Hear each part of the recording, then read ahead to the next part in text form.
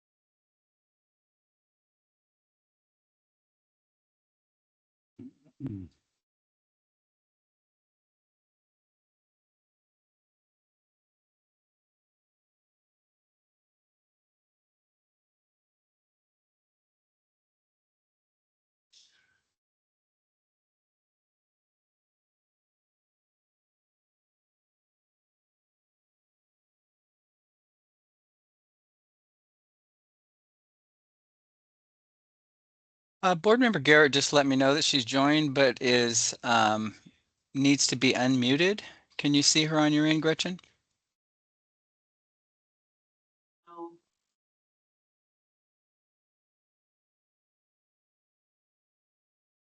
Okay, I can see her now.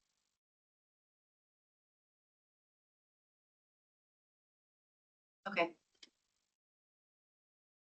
Board Member All Garrett? right. Good Yes, morning. I'm here. Okay. Good Good morning. morning. All right, well, great. I'm glad that you were able to get through your traffic and join us. Okay, we'll go ahead and resume the meeting.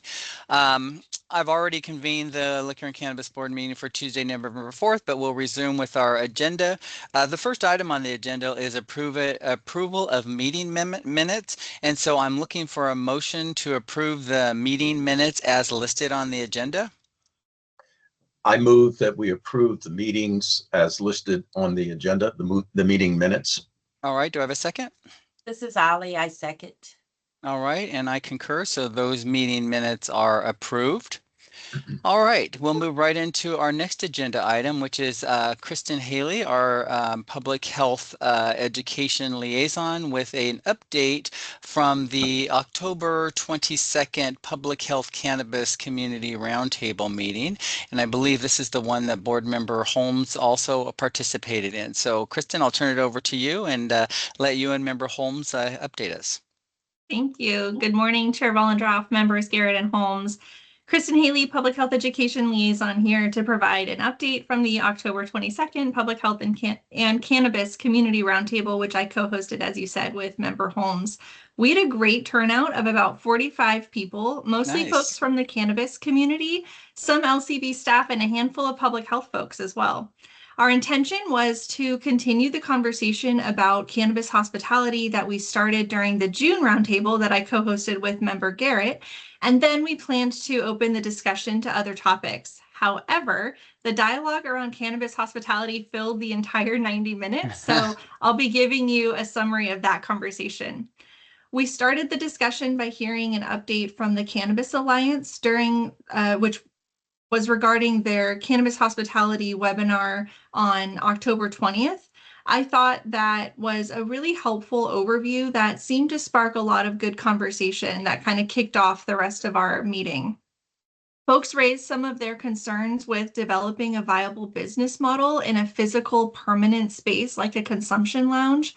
We also discussed the issue of adhering to the Clean Indoor Air Act standards in a way that promotes public health and safety while also meets consumer demands and also manages the costs for and things like an air filtration system as a startup business. There was some interest in ensuring that social equity applicants are considered from the onset of any cannabis hospitality policy changes in our state.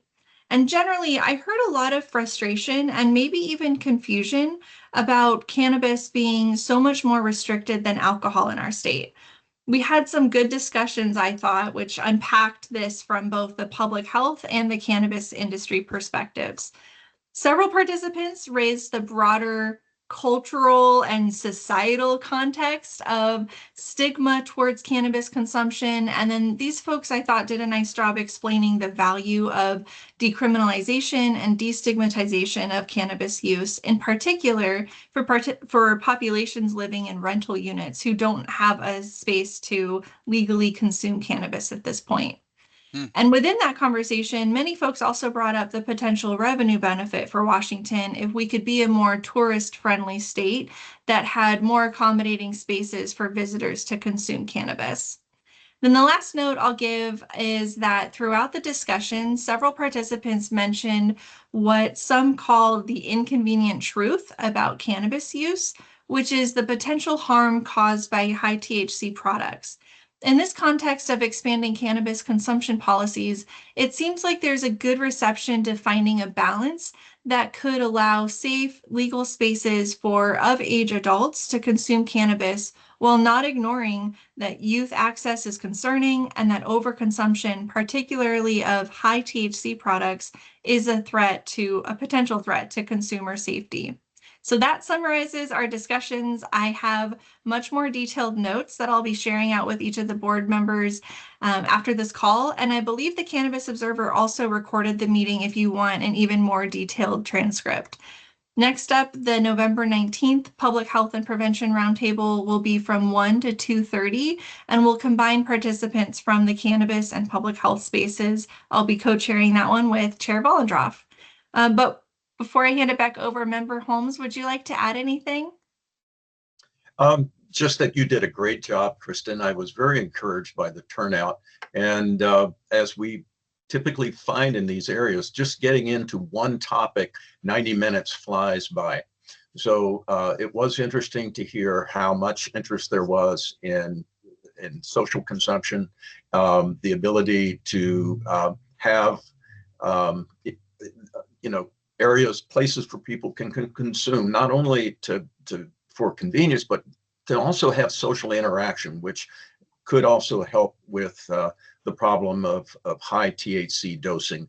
So Mhm. anyway, again, great job. I look forward to the next round. Yeah. Great. Thank you. Member Garrett, I see your hand is raised. Yeah, were there any discussion when you say in the rental units, what's the difference between regular cigarette smoking and things that makes the rental units different? Yeah, people who smoke cigarettes are typically there's like a designated smoking area somewhere within an apartment complex. So if they're not allowed to smoke in their unit or on their porch or balcony or whatever, there's usually some place that's Right. away from windows. But in our state, like that's not allowed for you can't just stand in a parking lot in view of the public and Okay. consume cannabis. Yeah, so that's the Okay. difference. Yeah, All right, good thanks. question. Thank you for that update. I do note that following that that meeting, you and I had met, Kristen, and you had sent me a copy of the webinar that the Cannabis Alliance had hosted on cannabis hospitality. And I know that as an agency, we were not able to attend that session. So please do, if you're interested, check out that webinar. I haven't watched it yet myself, but I do plan on watching it. I believe this is happening elsewhere in other parts of the country, and I feel like we really should be paying attention to this. And personally, I think it's worth a consideration and conversation, and that we definitely should be paying attention to this particular issue. So thank you very much. Anything else? Oh, go ahead, Jim, Ollie. you're correct. It's been a conversation we've been having for years, Mm-hmm. and the conversation always end with the clean air and on and on. That it's just, it always stopped there. So I don't think we've had it to where we've gone past that to say, okay, how do we get around the obstacle in order to have something like this? So maybe it will lead into deeper conversations of how to get around what the obstacles are. Yeah. Kristen, did you attend the Cannabis Alliance cannabis hospitality session? I I didn't believe you get to did. attend it live, but I watched it after the fact. Yeah.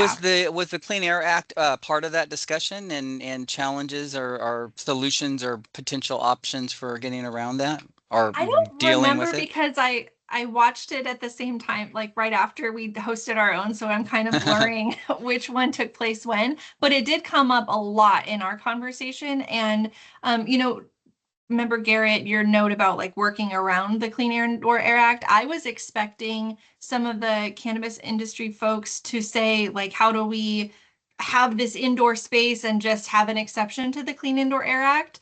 But actually they positively surprised me by saying it's not about having an indoor space. Let's find a way to have outdoor spaces or tent spaces or spaces with more open ventilation so that Okay. we aren't sort of trapping employees with smoke and then causing unintentional harm. So that was the workaround, which I was gonna say that's a solution to say how.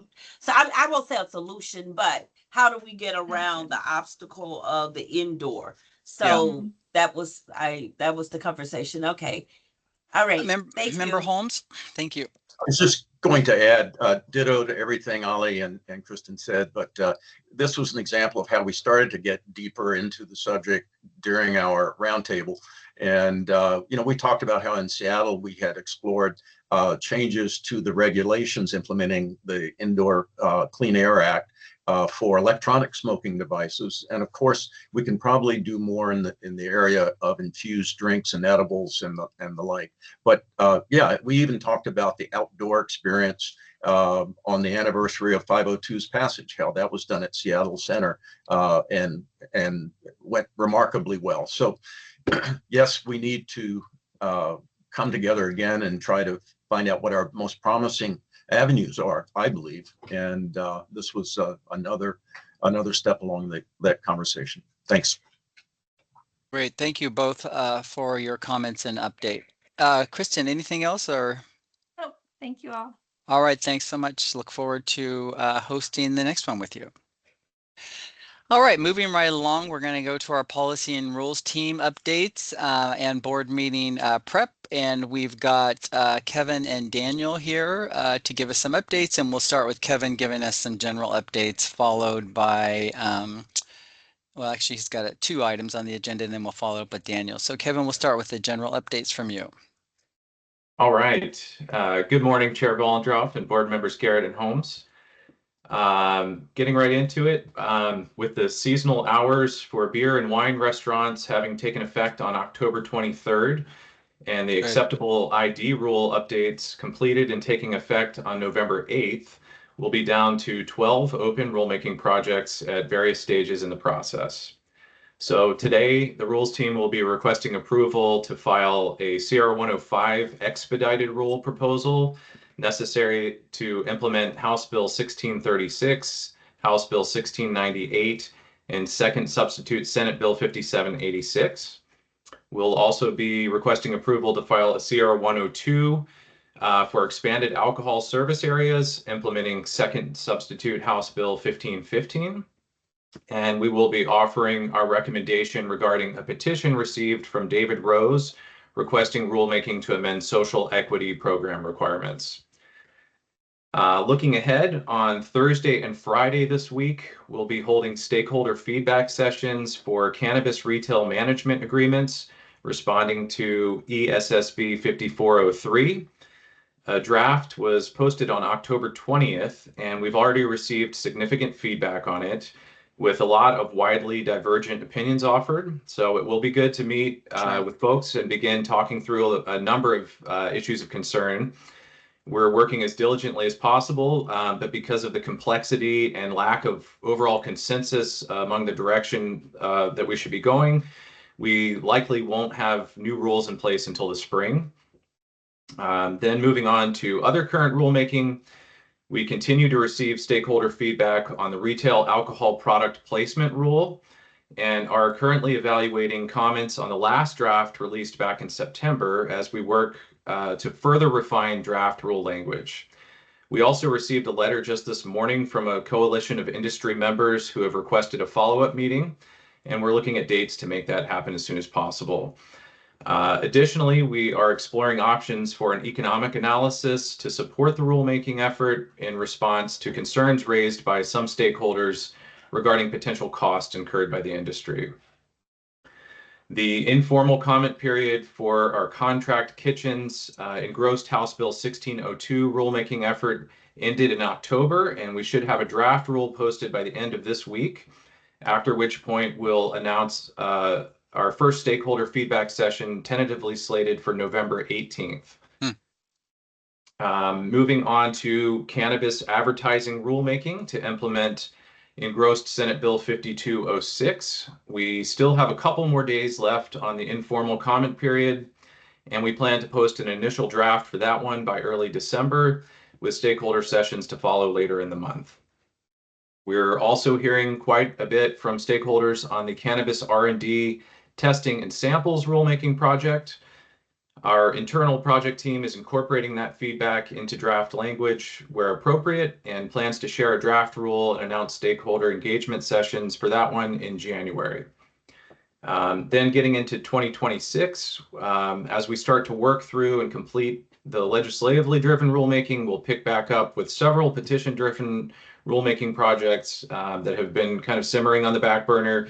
And those would include the cannabis harvest dates on labels, cannabis extending the COA expiration, cannabis transportation, cannabis heavy metals testing, and cannabis batch tracking.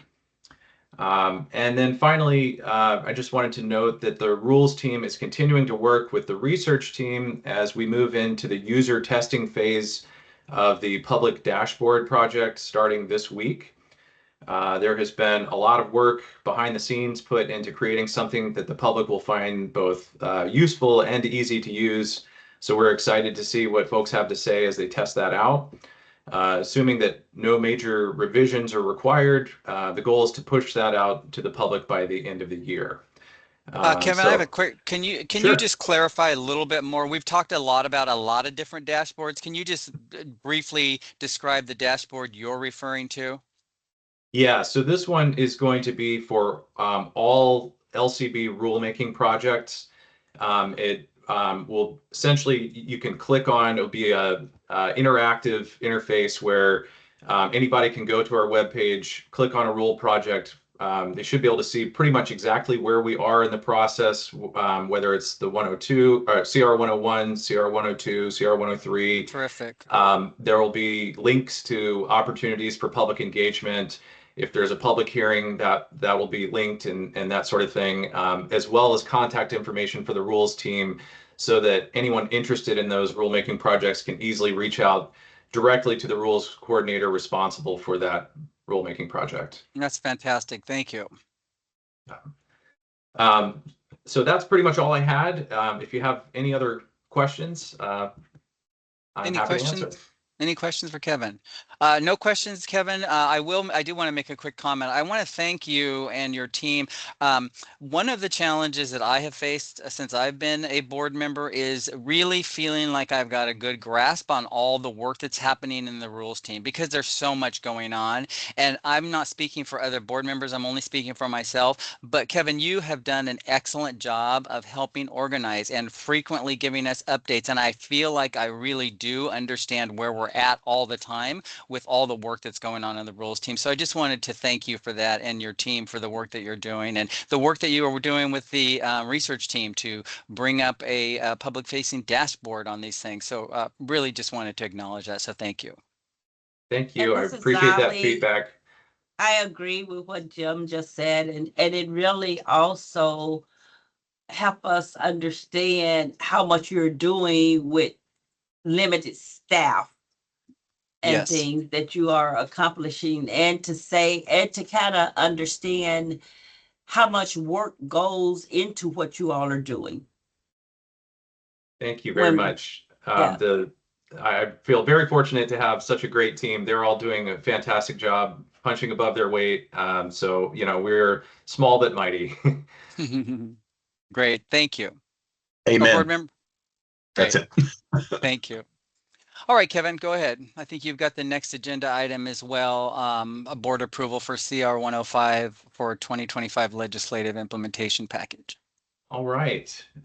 So on behalf of the director's office, I am requesting, or will be requesting, approval tomorrow to file the CR 105 expedited rulemaking package to align existing rule language throughout Title 314 WAC with new statutory changes resulting from multiple bills passed during the 2025 legislative session. The proposed rule changes are explicitly dictated in statute, and the board has no discretion regarding implementation.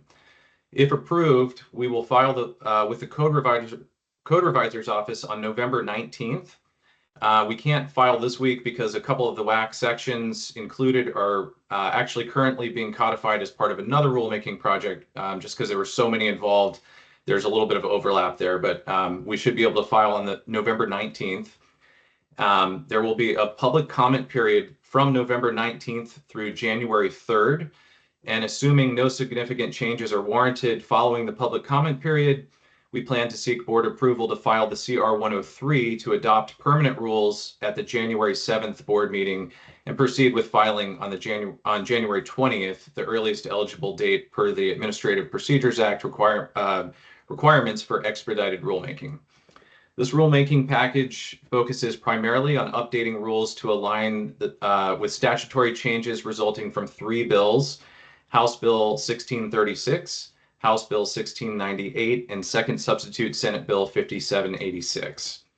House Bill 1636 eliminated the 24-liter per transaction limit on licensees with an endorsement to sell or resell alcohol to other retailers licensed to sell for on-premises consumption. House Bill 1698 revised terminology to include the defined term on-premises licensed facility and updated mandatory alcohol server training requirements. That's the MAST requirements. The military installation permit and public house license were also eliminated because those were not being used. And second substitute Senate Bill 5786 updated most alcohol license, permit, and endorsement fees. In addition to aligning current rules with these new statutory changes, we also include other miscellaneous rule changes that are explicitly dictated by statute, over which the board has no discretion regarding implementation. These changes include typographical corrections and the repeal of temporary provisions in rule allowing for the delivery of certain alcoholic beverages during the COVID-19 pandemic that have since been repealed in statute. Because the proposed rule changes are limited to only revisions that are explicitly dictated in statute, the board has no discretion regarding implementation, and substantial confusion among licensees and the general public could result from failure to update rules. This rulemaking qualifies for expedited rulemaking under the Administrative Procedures Act. So the Director's Office is therefore requesting approval of the CR 105 package accordingly. Thank you, and I'm happy to answer any questions you may have. Thank you, Kevin. I have no questions. Any other questions from board members makes sense to me, and we'll talk about that more tomorrow. So thank you. Thank you. All right, we will move right along and welcome back Daniel Jacobs, who we haven't seen for a while. And Daniel, welcome back. Glad to have you back and look forward to hearing from you this morning. You're going to start with rules petition review and consideration of changes to social equity program. Thank you, Chair Vollendroff, and it's good to be back. Good morning, Chair Vollendroff, members Garrett and Holmes. This morning, I'm going to preview the petition for rulemaking on the social equity and cannabis program that I'll be presenting a recommendation on during tomorrow's board meeting. The Director's Office is recommending denying the petition for rulemaking because the rulemaking on the social equity and cannabis program concluded in January. We're still in the process of reviewing the results of the most recent round of social equity applications from June, and it is too soon to tell if rule changes are needed. On September 29th, the LCB received a petition for rulemaking from David Rose on behalf of the Duchy LLC, requesting to change the social equity and cannabis rule at WAC 314-55-570 to permit, quote, unrestricted transfer, sale, or other conveyance of social equity licenses. During the social equity rulemaking that concluded in January, there were extensive discussions about what restrictions should be placed on the ability of social equity licensees to transfer the license. Additionally, the most recent round of eligibility for the social equity program concluded in June, during which 880 registrants submitted materials for consideration to be an applicant for 69 available cannabis retail licenses. Now is not the appropriate time to consider reopening the rulemaking, which took over a year to complete. There are already 12 open rulemaking projects, and it would not be an effective use of resources to reopen a complex and time-consuming rulemaking to address concerns that were already addressed during the last rulemaking. As such, the Director's Office will be recommending during tomorrow's board meeting to deny the petition for rulemaking on social equity and cannabis because it's too soon to tell if changes are needed, and the LCB's rulemaking resources are currently occupied with many other projects. Thank you. I'll be happy to answer any questions. Thank you, Daniel. Any questions? Seeing no questions, Daniel, we will take that issue up at the board meeting. So thank you. Thank you. Go ahead and continue with the next item, which is the approval of CR 102 for a second substitute House Bill 1515. All right. And I'm previewing, as you said, the CR 102 on implementing second substitute House Bill 1515 on expanded alcohol service areas. And I'm just going to call it 1515. It was passed during the most recent legislative session and went into effect on July 27th. The bill expands permissible public alcohol consumption in various ways, and it creates 3 new alcohol authorizations available to local governments to allow them to create their own areas where individuals can take alcoholic beverages from restaurants, bars, taverns, wineries, and other liquor licensees with them into public areas. During tomorrow's board meeting, I'll be requesting approval of changes to 7 existing rules and propose creation of 6 new rules. If approved, there will be a public comment period open until a public hearing that we have scheduled for Thursday, December 11th at 10 a.m. Assuming that we don't need to make substantial revisions following the public hearing, we anticipate requesting approval of the final rule language during the first board meeting in 2026, which is January 7th, and having that rule language finalized February 7th. The main thrust of the bill creates 3 new authorizations, and we propose creating a new rule for each of the authorizations. The first one we're calling expanded outdoor alcohol service. The second one is the civic campus, and the third is called fan zone. The legislation, by its own terms, expires at the end of 2027, as do these authorizations. I'm going to go into much more detail about them tomorrow, but just a brief recap of them for now. The expanded outdoor alcohol service authorization allows a local jurisdiction to define a specific area where patrons from bars, restaurants, taverns, wineries, and other licensees can take drinks into a public outdoor area. The jurisdiction has to identify the boundaries of the area, and the participating licensees have to let LCB know that they understand what's happening and agree to participate. It differs from existing framework for outdoor shared alcohol spaces, which is currently in rule at WAC 314.03.200, because 1515 specifically states that certain requirements, such as barrier heights, minimum opening width, and presence of service staff, aren't required for the 1515 authorization. The civic campus authorization allows cities with populations more than 220,000 to have a public civic campus operate as a public alcohol consumption area for liquor licensees on the civic campus for 25 events a year. The city has to submit a joint operating plan that identifies many statutory required pieces of information, such as where the barriers will be, how they'll prevent over-service and sales to people under 21, and other information. The fan zone authorization allows cities designated as fan zones for the 2026 FIFA World Cup to have an area designated for public alcohol consumption for one event during June or July 2026. So unlike the first 2 authorizations, this one expires at the end of July 2026 when the World Cup is over. And so, the fan zone one is only during those 2 months. But they must meet a lot of the same requirements as the civic campus authorization, and a lot of the terminology and what's allowed and what's not allowed is the same. We've engaged in a lot of extensive stakeholder engagement to get here, including 2 stakeholder engagement sessions in August. There's a web page on the LCB website specifically dedicated to these authorizations. It's run by licensing, and they're working with a lot of folks on it. I'll have much more detailed information tomorrow, but for now, I can answer any questions you might have. Great, thank you. Any questions for Daniel this morning? I don't have any questions, but just a comment with to Jim and Pete. This actually sounds like something earlier that the cannabis consumption is recommending or suggesting. Mm-hmm. Expect outdoor services. Yeah. All right. Well, Daniel, we look forward to seeing you tomorrow. And anything further? No, nothing for me. Thank you. Okay, thank you. All right. Our last agenda item is board member and executive assistant reports. So anything from board members? Go ahead, Pete. Just that I'll be out the rest of the week. Okay. So I appreciate seeing everyone today. All right. Thanks for the update. Gretchen, Deb, any updates or reports from you? Nothing today, thank you. All right. Well, that concludes our agenda for today. So I will go ahead and adjourn the meeting. Thanks, everybody.